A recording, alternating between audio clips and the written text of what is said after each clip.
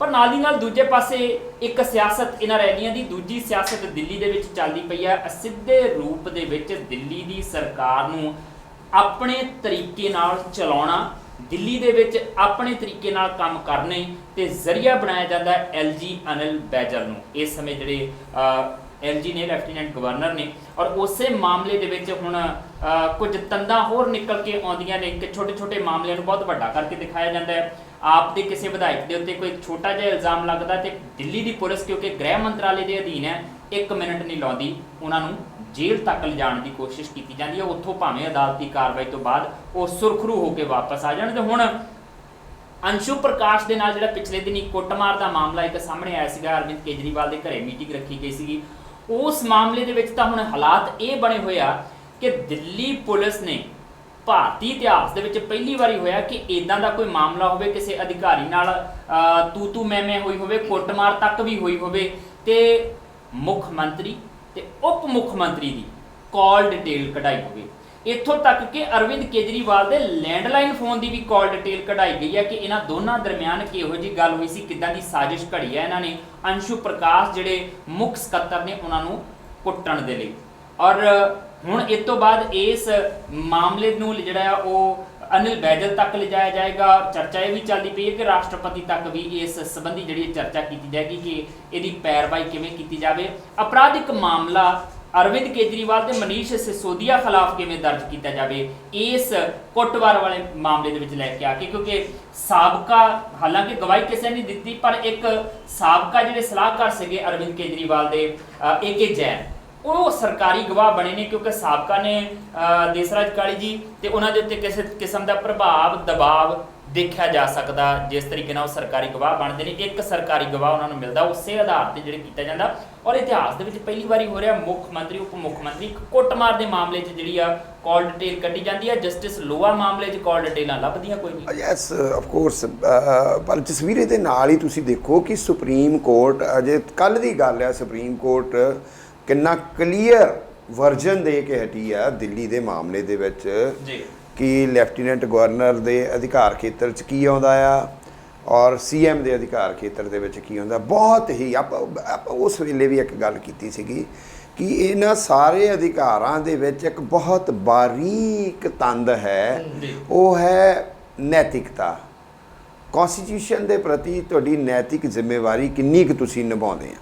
Otherwise कानून के कानने चाहे इधरों की फड़ लैन चाहे इधरों की फड़ लैन, वो इन्हों को सारे के सारे तरीके होंगे ने कि इस तरीके दे नाल खेडना है। ये साडी ब्यूरोक्रेसी कोल भी होंगे ने, वो साडे पोलीटिकल लीडरां नूं डराई रखते हैं, कई पोलीटिकल लीडरां कोल होंगे ने वो ब्यूरोक्रेसी नूं डराई रखते हैं। सो ये सारा जो चक्कर है वो चलता ही रहिंदा है। पर BJP ने इस मामले दे विच इस बार की सेंटर सरकार ने दिल्ली वाले मामले दे विच जिन्ना धक्का हो सकता जी, मतलब है ना धक्का ही आ, सीधा स्पष्ट ते डाडे दा सत्ती भी 100 वाला, डाडे दा सत्ती भी 100 आ। मतलब हुण हाइट आ ये कि तुसी CM और डिप्टी CM दियां कॉल डिटेल्स कढवा रहे हो, क्योंकि तुहाडे कोल कानूनी नुकते के मुताबिक तुहाडे कोल हैगा आ, नैतिकता के आधार पर यह बनता नहीं है। और जिस तरीके दे नाल हुण ठंडा पै चुका है सारे का सारा मामला।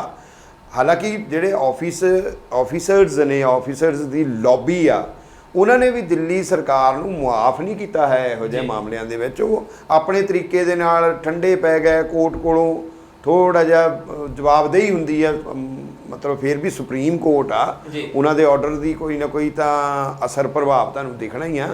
इहदे बावजूद जो इनविजिबल है काम ना करन दी एक किस्म की हड़ताल जी वर्गा ही माहौल जिहड़ा है वो दिल्ली, मैं कहना कि ये सारे का सारा ना इन्हों उल्ट भी पै सकता है जसवीर।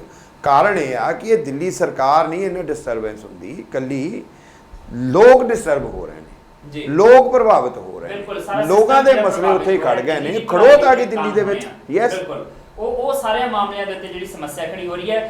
कल राजनाथ सिंह होरां नाल भी मुलाकात की अरविंद केजरीवाल ने, जो सुप्रीम कोर्ट का फैसला सी उस मुताबक कि ਥੋੜਾ ਜਿਹਾ ਐਲਜੀ ਸਾਹਿਬ ਨੂੰ ਇਸ ਗੱਲ ਦੀ ਤਾਈਦ ਕਰੋ ਕਿ ਸਾਡੇ ਅਧਿਕਾਰ ਖੇਤਰ ਦੇ ਵਿੱਚ ਉਹ ਨਾ ਆਉਣ ਤੇ ਉਹਨਾਂ ਦੇ ਅਧਿਕਾਰ ਖੇਤਰ ਦੇ ਵਿੱਚ ਅਸੀਂ ਨਹੀਂ ਆਵਾਂਗੇ। ਤੇ ਜਦੋਂ ਅਰਵਿੰਦ ਕੇਜਰੀਵਾਲ ਮੁਲਾਕਾਤ ਤੋਂ ਬਾਅਦ ਮੀਡੀਆ ਨਾਲ ਮੁਖਾਤਿਬ ਹੁੰਦੇ ਨੇ ਤੇ ਉਹ ਕਹਿੰਦੇ ਨੇ ਕਿ ਮੈਨੂੰ ਜਿਹੜਾ ਰੌਂ ਨਜ਼ਰ ਆਇਆ ਰਾਜਨਾਥ ਸਿੰਘ ਹੋਰਾਂ ਦਾ, ਉਹ ਰੌਂ ਬਹੁਤਾ ਸੰਤੁਸ਼ਟੀਜਨਕ ਨਹੀਂ ਹੈ। ਉਹ ਨਹੀਂ ਚਾਹੁੰਦੇ ਕਿ ਦਿੱਲੀ ਸਰਕਾਰ ਸਹੀ ਤਰੀਕੇ ਨਾਲ ਕੰਮ ਕਰੇ।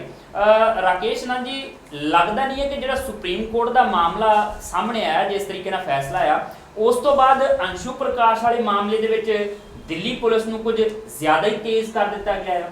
ਯਾਰ ਜਸਵੀਰ, ਇਹ ਮੈਂ ਨਾ ਜਦੋਂ ਇਹ ਸਾਰਾ ਮਸਲਾ ਦੇਖਦਾ ਤਾਂ ਮੈਂ ਵਿਅੰਗਿਆ ਸੋਚਦਾ ਕਿ ਦਿੱਲੀ ਵਿੱਚ ਆਮ ਆਦਮੀ ਪਾਰਟੀ ਦਾ ਮੰਤਰੀ ਕੋਈ ਬੰਦਾ ਬਣ ਕੇ ਮੰਤਰੀ ਬਣਨਾ ਤਾਂ ਬੜਾ ਰਿਸਕੀ ਹੈ ਜੀ।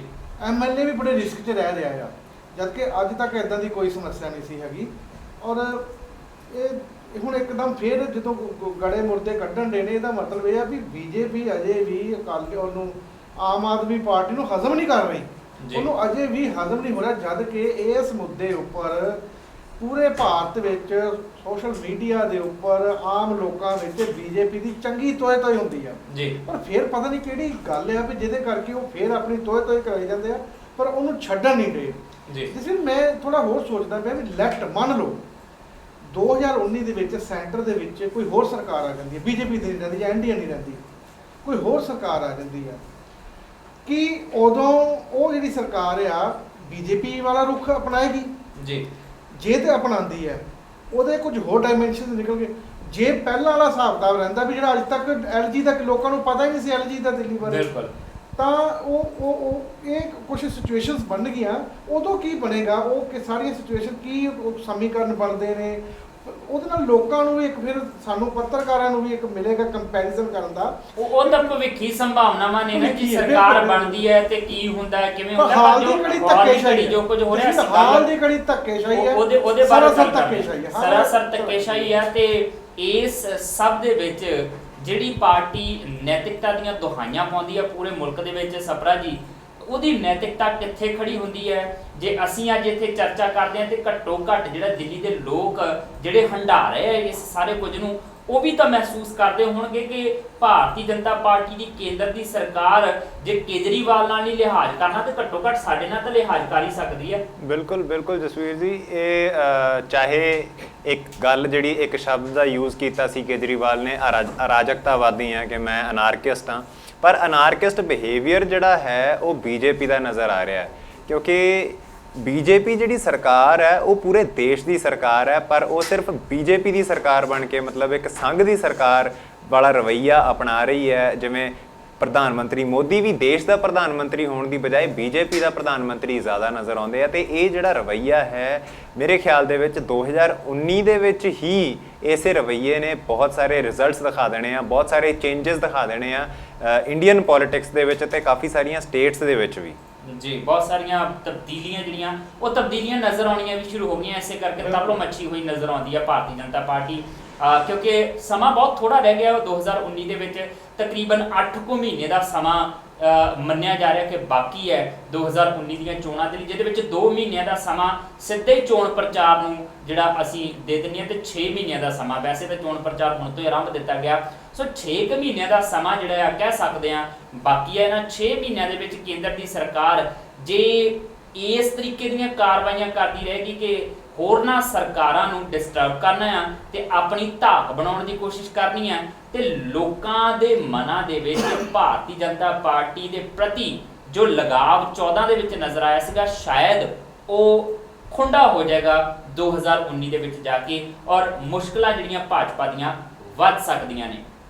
ਵੈਸੇ ਵੀ ਲੋਕਤੰਤਰ ਦੇ ਵਿੱਚ ਇੰਜ ਚੁਣੀ ਹੋਈ ਸਰਕਾਰ ਨੂੰ ਆਪਣੇ ਸਿਆਸੀ ਮਨਸ਼ਿਆਂ ਦੇ ਲਈ ਡਿਸਟਰਬ ਕਰਨਾ ਜਿਹੜਾ ਉਹ ਕਤਈ ਜਾਇਜ਼ ਨਹੀਂ ਠਹਿਰਾਇਆ ਜਾ ਸਕਦਾ। ਇਸ ਕਰਕੇ ਘੱਟੋ ਘੱਟ ਜ਼ਿਆਦਾ ਨਹੀਂ ਤਾਂ ਥੋੜੀ ਬਹੁਤੀ ਨੈਤਿਕਤਾ ਤੋਂ ਕੰਮ ਲੈਣਾ ਪਏਗਾ ਕੇਂਦਰ ਦੀ ਸਰਕਾਰ ਨੂੰ, ਜੇ ਆਪਣੇ ਲਈ ਨਹੀਂ, ਅਰਵਿੰਦ ਕੇਜਰੀਵਾਲ ਲਈ ਨਹੀਂ, ਤਾਂ ਘੱਟੋ ਘੱਟ ਦਿੱਲੀ ਦੇ ਲੋਕਾਂ ਦੇ ਲਈ। ਫਿਲਹਾਲ ਛੋਟੀ ਜਿਹੀ ਬ੍ਰੇਕ ਲੈਣ ਜਾ ਰਹੇ ਹਾਂ, ਬ੍ਰੇਕ ਤੋਂ ਬਾਅਦ ਫਿਰ ਮਿਲਦੇ ਹਾਂ। ਦੇਖਦੇ ਰਹੋ ਚੱਕ ਦੇ।